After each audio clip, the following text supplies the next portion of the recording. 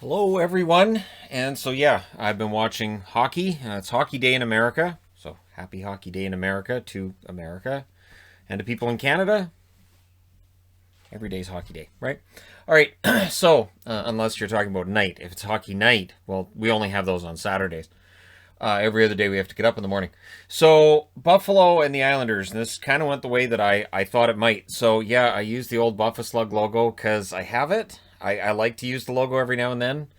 And it just seems to work. And of course, the lighthouse, I've been using that one for the Islanders for a while. They do tend to have a good record when I use it. I don't keep track of that, but they do tend to have a good record when I use it. Fast and first chance for the Sabres. So the Sabres get the first chance out of the gate. And honestly, they didn't play badly today.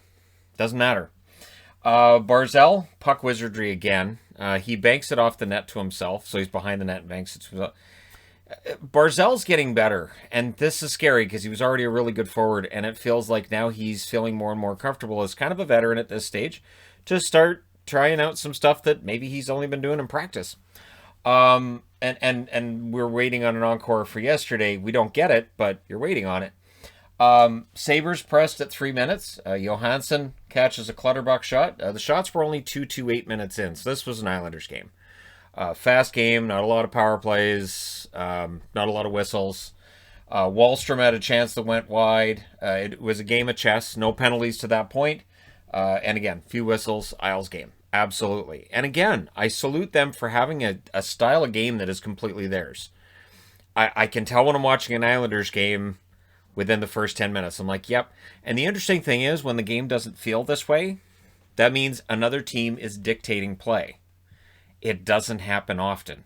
So the Islanders, in this winning streak and in this run they've been on, they've been dictating the play. This is part of the reason why in last night's power rankings they took a big jump, because they're dictating the game. Whoever they're against is having the play dictated to them. So Eichel, his line pressed with 3 minutes left. Colin Miller threw a couple of hits during 3-on-2s. The problem was he was taking one guy out, but he's taking himself out, so he's turning them into 2-on-1s, which you don't want to see that too often in a game. The Islanders get a power play with 1:07 left. It was an interference call on Darlene. So we go to the second period, and again, the Islanders on the power play, that ends. Barzal gets a prime chance. Hall had a breakaway. He kind of stumbled and fell down during that breakaway. Kind of encapsulates the season for Buffalo. He's in alone. Tripped over the blue line. Sabres then had a 3-on-2 after that misfired. And then Sabres luck, right? Lee scores from Eberle and Dobson at 5:13. And then a minute and 2 seconds later, it's 2-0. Nelson scores from Wallstrom and Leddy. Islanders in full control. So the Sabres had played well to this stage. They really had. But the game belongs to the Islanders. And then the Sabres get a needed power play. They don't get the needed goal during that power play, though. Sorokin denied Hall. It's a dangerous power play, but it is killed off. The shots were right around even, but the Sabres weren't getting any breaks. And Sorokin played really well when called upon in this one. So the Islanders, full trap mode. So 1-3-1 as often as they could. And when the Sabres are in their zone, keep them to the outside, give them nothing in the middle. And yeah, just playing that style of hockey that the Islanders play. I think they're one of the best in the league at playing it. And this is why they went far in the playoffs last year. And this is why it is hard for me not to see them going far in the playoffs this year. Because they play this style so well. So Johansson denied Eberle and then Cizikas. Cizikas gets a goal from Pajot and Pelech at 16:56. And then the Islanders push for another. Now, with that assist on that goal, Pajot reaches the 200-point mark as well. So, first period, no scoring. Second period, 3 goals, all by the Islanders. Buffalo's down 3-0 going into the third. This game's over. Third period, Bailey had a chance that was kicked out. Pulock was then denied, so the Islanders pick up where they left off. Early play was all Islanders. Absolutely. Eberle was denied. Johansson was playing well, and this is the thing. Jonas Johansson played well throughout this game, and I honestly will say this. If we want to pick apart what's wrong with Buffalo, I don't think Johansson's been a problem when he's been in net. And then Skinner. He gets his first. Skinner. And I'm going to say, and this is going to seem really obvious, this was, I think, Skinner's best game this season. He scores from Lazar and Middlestad at 5:41, and if you saw the smile on his face, you know that weight is off of him, and that this was bothering him. And then Miller, he scores for Michael and Hall at 9:35, as the Sabres finally show some pushback. It's a 3-2 game. They've taken a game where they were down 3-0 entering the third period, and they've made it a one-goal game. Something that, for Sabres fans had to feel kind of weird, like, hey, look, they're coming back.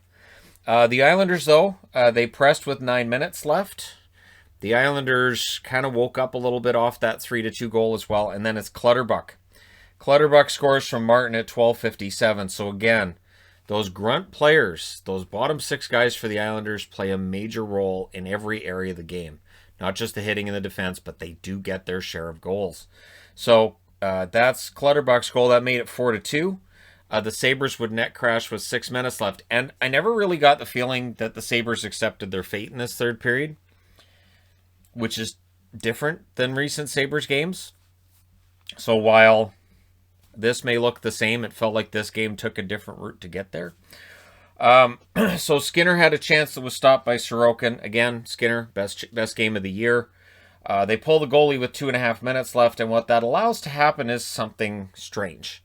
So the empty net goal is Brock Nelson from Ryan Pulock at 17:48. So this is 5 wins in a row now for the Islanders, and they've beaten Buffalo by a score of 5-2 3 times in a row. They've beaten Buffalo 6 times. So that 15-6-4 record, if you take away the games against Buffalo, they're 9-6-4. So they've won every single game against Buffalo. They've won less than half of their games when they're not playing Buffalo. It's 9 out of 19. Buffalo 6-14-3. And again, if you're a Sabres fan, the misery kind of continues. And I'm not sure that we're going to wake up Monday morning and see, hey, look, they fired the coach. I don't know if it's going to happen tonight. But again, we've seen instances where it looks like this is a team that's just not firing. And if you want to say they're playing like a team that wants their coach fired, or a team that should have their coach fired, however you want to look at it, this was a rough one. Because it felt like they kind of had that fight back, and then the Islanders smack them right back down. So that's the Islanders. This is actually a Tavares, and I apologize. But it wasn't necessarily, I thought, the prettiest win for the Islanders, but it's another win, and so there you go. And when you see the reverse retros and you say, well, there's look like third jersey. Imagine if they did a reverse of this. If they'd done a gray jersey with this design, I think people would have said, okay, no, never mind, go back to the other one. All right, shots in this one, 8-6 for the Islanders in the first, 11-7 Islanders in the second, and then in the third, like I said, Buffalo showed some fight back. They outshot them 13-11. Final shots, 30-26 for the Islanders. Power plays, Buffalo 0 for 1, the Islanders 0 for 2. Yeah, the Islanders had 2 power plays today. That's a lot for them. Hits, 19-18 for Buffalo. Block shots, 12-9 for Buffalo. The faceoffs were 56.6% in favor of the New York Islanders. So Sorokin gets the win. He saves 24 out of 26 shots. Johansson saves 25 out of 29 in the loss. Again, I don't put the blame on him. There's defensive structure issues. There's a lot of issues with Buffalo that led to another loss. So, yeah, let me know your thoughts in the comment section below as always. Don't forget to hit like and subscribe if you're browsing your way through. You just happened upon this video. Thank you guys so much for watching, for all your support. I will talk to you again soon.